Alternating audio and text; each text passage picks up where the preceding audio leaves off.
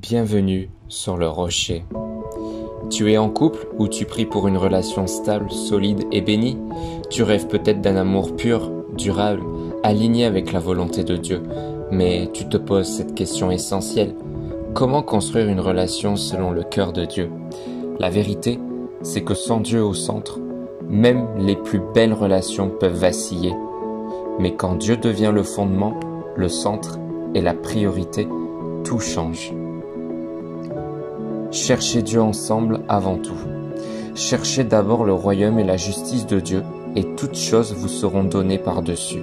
Matthieu, chapitre 6, au verset 33. Une relation solide ne commence pas seulement par l'attirance ou les projets. Elle commence par une recherche commune de Dieu.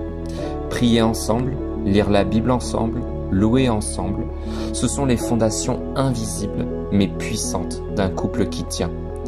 Plus vous vous rapprochez de Dieu, plus vous vous rapprochez l'un de l'autre. Dieu doit être la fondation, pas une option.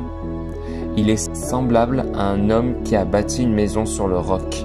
Luc chapitre 6 au verset 48. Si ton couple est fondé uniquement sur les émotions, les moments heureux ou la passion, la première tempête peut tout faire s'écrouler. Mais quand Dieu est la base, même dans les conflits, même dans les saisons sèches, le couple tient.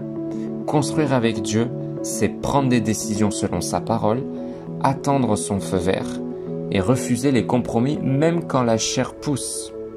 Ne laisse pas Dieu être un simple invité dans ton couple, il doit en être l'architecte. L'amour biblique n'est pas égoïste. L'amour est patient, il est plein de bonté. L'amour n'est pas envieux, il ne se vante pas. 1 Corinthiens chapitre 13 au verset 4 à 7. Même Dieu au centre, c'est aimer à la manière de Jésus. C'est choisir le pardon au lieu de la rancune, l'humilité au lieu de l'orgueil, la patience au lieu de l'impatience. L'amour biblique ne cherche pas à prendre, mais à donner. Il ne manipule pas, il ne contrôle pas, il honore, il protège, il espère. Et tu ne peux pas aimer de cette manière sans que Dieu t'aide. Tu as besoin du Saint-Esprit pour aimer comme lui. Mets Dieu avant ton partenaire. Ton partenaire peut être un soutien précieux, mais il ne doit pas prendre la place de Dieu. Si tu comptes sur ton partenaire pour te combler complètement, tu vas être déçu. L'autre est un cadeau, pas un Dieu. C'est Dieu qui remplit le cœur. Lui seul peut combler les vides profonds. Fais de l'Éternel tes délices et il te donnera ce que ton cœur désire. Psaume 37 au verset 4. Mets Dieu en premier, même dans l'amour, et il bénira ce que tu lui confies. Le couple doit être un reflet de Christ et l'Église. Marie, aimez vos enfants comme Christ a aimé l'Église. Éphésiens chapitre 5 au verset 25. L'amour dans le couple chrétien n'est pas basé sur l'intérêt ou l'égalité parfaite des rôles. Il est basé sur le don de soi, le sacrifice et le respect mutuel. Le couple devient un témoignage vivant de ce que Dieu peut faire à deux cœurs qui se soumettent à lui. Ce n'est pas juste une relation romantique, c'est une alliance spirituelle. Et enfin, les décisions doivent être prises avec Dieu.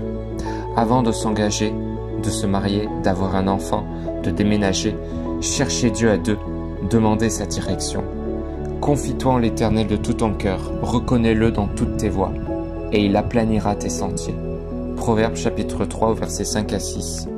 Une relation bénie, ce n'est pas une relation parfaite, mais une relation soumise à Dieu en tout. Si tu veux une relation qui dure, qui élève, qui inspire, mets Dieu au centre, pas seulement en parole, mais dans vos choix, vos projets, vos temps de prière, vos limites et vos rêves. Dieu ne bénit pas les relations parfaites, il bénit les relations qui le placent en premier.